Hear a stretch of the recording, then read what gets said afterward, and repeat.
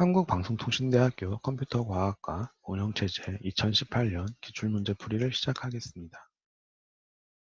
프로세스 동기화에 대한 설명으로 바르지 않은 것은 프로세스 동기화에서 임계 영역은 2개 이상의 프로세서가 동시에 액세스하면 안 되는 공유 자원을 의미합니다. 상호 배제는 2개 이상의 프로세서가 동시에 임계 영역에 진입하지 못하도록 하는 것을 의미합니다. 프로세스 동기화는 한 개의 프로세서가 아니라 2개 이상에서에서 처리를 해주셔야 합니다. 테스트 앤 셋 명령어에 대한 설명으로 바르지 않은 것은 테스트 앤 셋 명령어는 상호 배제의 하드웨어적인 해결 방법으로 분리가 불가능한 단일 명령어에서 수행합니다. 테스트 앤 셋에서 락이 참이었다면 테스트 앤 셋의 반환값은 참이라고 합니다. 다음 세마포 S에 대한 연산 P와 V의 정의이다. 가와 나에 들어갈 내용으로 바른 것은 세마포 연산 P는 감소시켜서 임계영역에 진입하는 것이고 연산 V는 증가시켜서 임계영역을 해제하는 것입니다. 연산 P는 감소시켜서 S는 S-1을 할 거고 연산 V는 증가시켜서 S는 S 플러스 1이라고 하면 됩니다. 공유 기억 장치를 통해 프로세스 사이에 통신을 하는 방법에 대한 설명으로 바른 것은 공유 기억 장치의 통신의 특징은 공유 변수를 통해 통신에 사용을 하며 고속의 통신을 할 수 있고 통신 기능의 제공의 책임은 응용 프로그램에 있습니다. 메시지 통신 방법의 특징은 샌드와 리시브 연산을 사용을 하며 소량의 데이터를 교환하는 데 유용하며 통신 기능의 제공의 책임은 운영체제에 있습니다.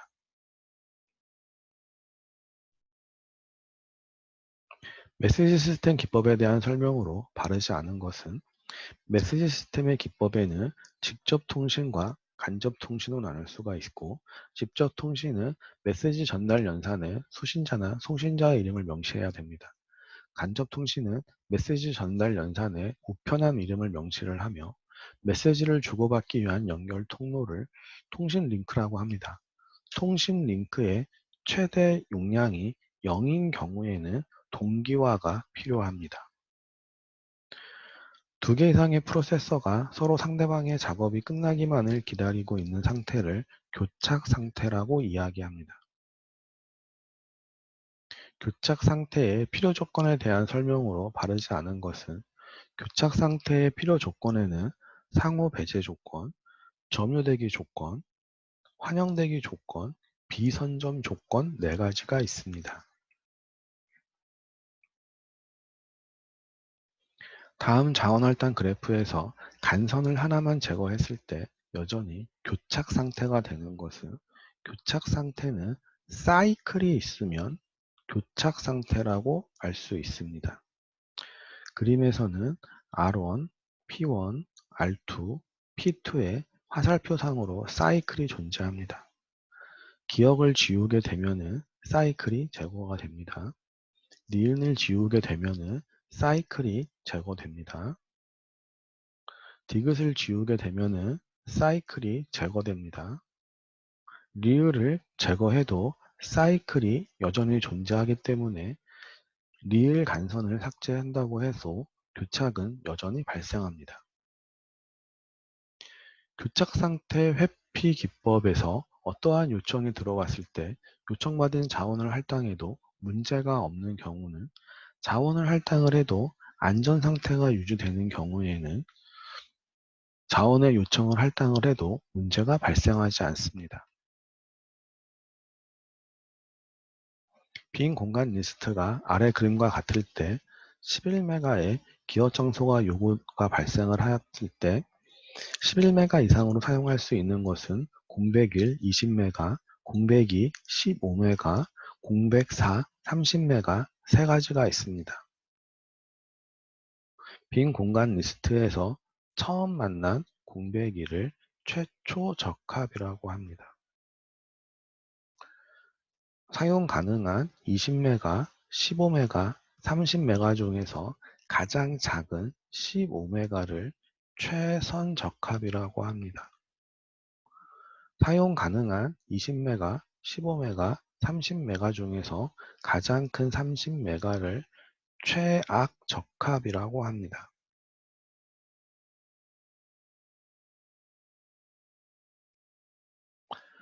접근 속도에 따라 기억 장치를 계층적으로 바르게 접근한 것은 접근 속도에 따라서 레지스터가 속도가 가장 빠르며 다음으로 캐시 기억 장치, 주기억 장치, 보조 기억 장치가 가장 느립니다. 가상 메모리에 대한 설명으로 바른 것은 가상 메모리는 메모리 크기보다 더 큰 기억 공간을 사용하는 프로세스를 실행할 수 있고 프로세스에서 사용되는 가상 주소와 메모리에서 사용되는 실 주소로 변환되는 매핑, 사상을 필요로 합니다. 연속적인 가상 주소가 실 주소 공간에서도 연속적인 필요는 없습니다. 이것을 논리적이라는 표현을 사용을 합니다.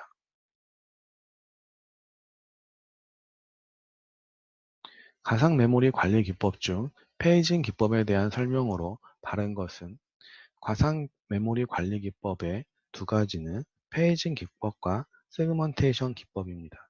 페이징 기법은 페이지라는 고정 크기의 블록 단위로 기억 장치를 관리하고 내부 단편화 문제가 발생하는 문제가 있습니다. 세그먼테이션 기법은 논리적 의미에 부합하는 다양한 크기의 세그먼트 단위로 기억 장치를 관리하는 방법입니다. 시간별 페이지 참고가 아래와 같다. 3개의 페이지 프레임이 있고 현재 4까지 진행되었을 때 다음 질문을 답하시오. FIFO 페이지 교체 기법에서 시간 5의 대체 대상으로 선택하는 페이지 프레임 안의 페이지는 FIFO 방법은 메모리 내에서 가장 오래 있었던 페이지를 교체하는 방법으로 큐를 이용을 합니다.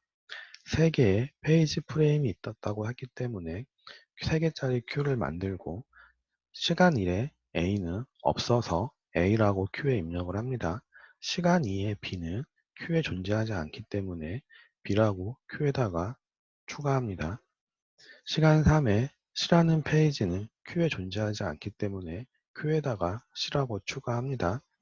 시간 4의 B는 현재 B가 있기 때문에 다시 추가하지 않고 B 상태를 유지합니다.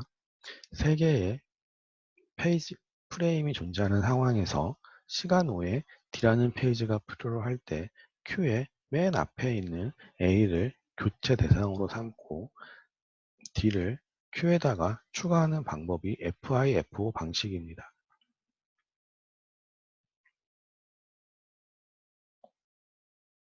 LRU 페이지 교체 기법에서 시간 5에 대체 대상으로 선택하는 페이지 프레임 안의 페이지는 LRU 방식은 가장 오랫동안 사용되지 않은 페이지 교체 방법으로 리스트를 사용을 합니다.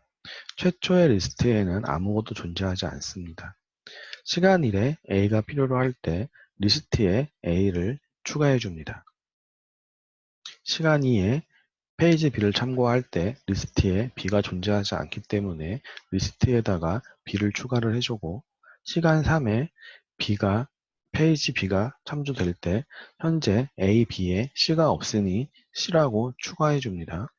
시간 4에 B를 추가할 때에는 리스트의 순서를 바꿔서 A, C, B라고 리스트의 순서를 바꿔줍니다.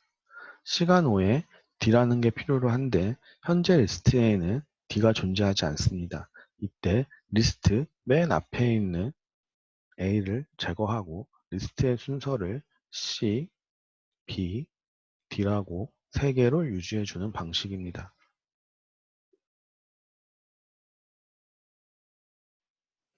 워킹세트 알고리즘에 대한 설명으로 바른 것은 워킹세트 알고리즘은 페이지가 실행되어도 워킹세트의 크기는 변할 수 있습니다.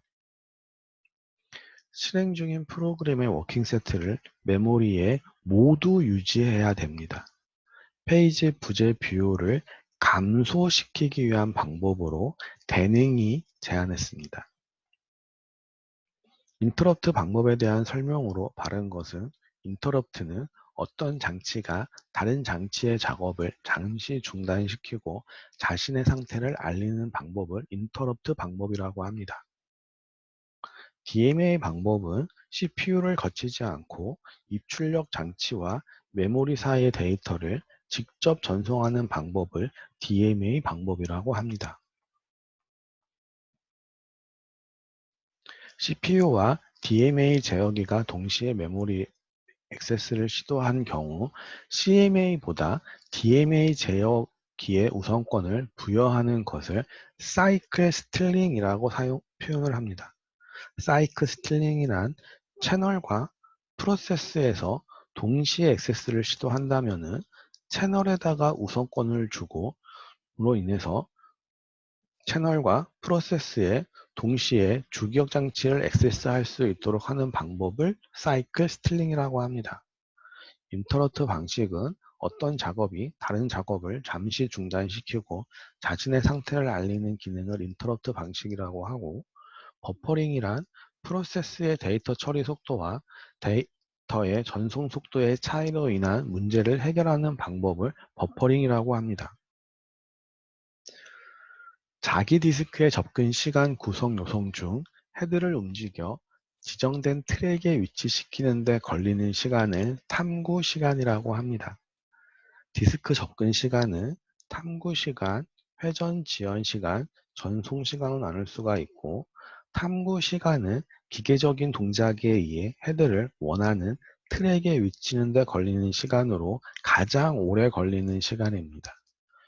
회전 지연 시간은 요구된 자료가 헤드 밑에 이를 때까지 회전하는 데 걸리는 시간으로 섹터를 찾는 시간입니다. 전송 시간은 자료가 보조기억 장치에서 주기억 장치로 이동되는 시간을 의미합니다. 현재 10번 트랙에 디스크의 헤더가 위치했을 때 트랙의 접근 요구가 15, 16, 9, 1의 순서로 큐에 들어와 있을 때 SSTF 스케줄링에 의해 요구되는 서비스의 순서는 SSTF는 탐구 시간, 트랙을 찾는 시간이 가장 짧은 요구를 먼저 처리하는 방법입니다. 현재 10번 트랙을 요구하고 있고, 요구되는 순서의 트랙을 살펴보시면은 1번, 9번, 15번, 16번이 있습니다. 10번 트랙에서 탐구 시간이 가장 짧은 것은 9까지 가면은 하나만 이동하면 되기 때문에 가장 짧은 시간이고, 9의 트랙에서 다음번에 1번까지의 거리는 9, 9에서 15까지의 거리는 6의 차이가 있습니다. 짧은 시간은 15번 트랙으로 가는 6이라는 거리이기 때문에 15번 트랙으로 이동을 합니다. 15번 트랙에서 16번 트랙까지의 이동 거리는 1의 차이가 있고, 15번에서 1번까지는 15라는 거리의 차이가 있기 때문에 가장 짧은 요구는 16번 트랙으로 이동하는 게 가장 짧은 트랙을 찾는 방법이고, 가장 마지막에 있는 1번을 제일 마지막에 접근하도록 됩니다. 순서를 다시 적어 보시면은 9, 15, 16, 1번 순서로 이동하게 됩니다. FCFS는 먼저 도착한 요구가 먼저 서비스되는 방법으로 트랙의 접근 요구와 순서가 같은 것이 FCFS 방법입니다. 현재 10번 트랙에 위치하고 있고, 디스크의 헤더가 0번 트랙으로 향해 요구를 서비스로 움직이고 있는 상태입니다. 트랙의 접근 요구가 15, 16, 9, 1의 순서로 큐에 들어와 있을 때 락 스케줄에 의해 서비스가 요구되는 순서입니다.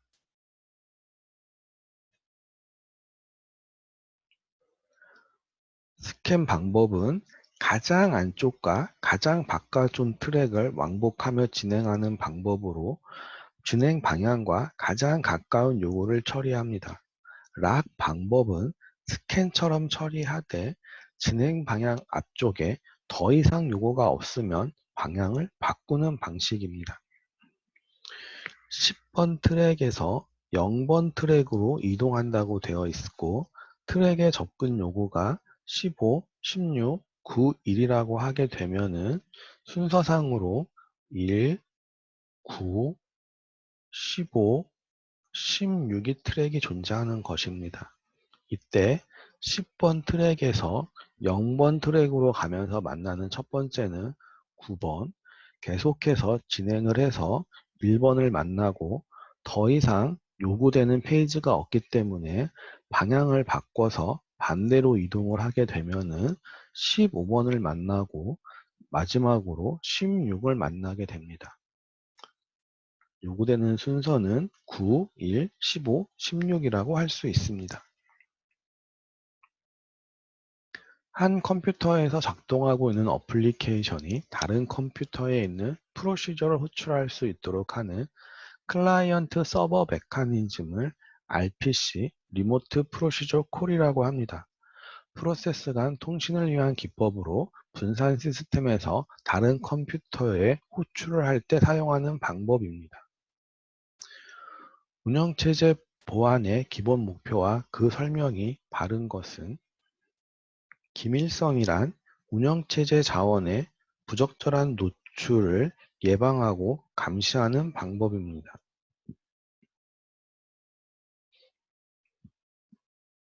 권한은 역할과 관련이 있으며 사용자의 역할의 한 멤버가 됨으로써 권한을 배정받는 보안 정책을 역할 기반 접근 제어라고 합니다.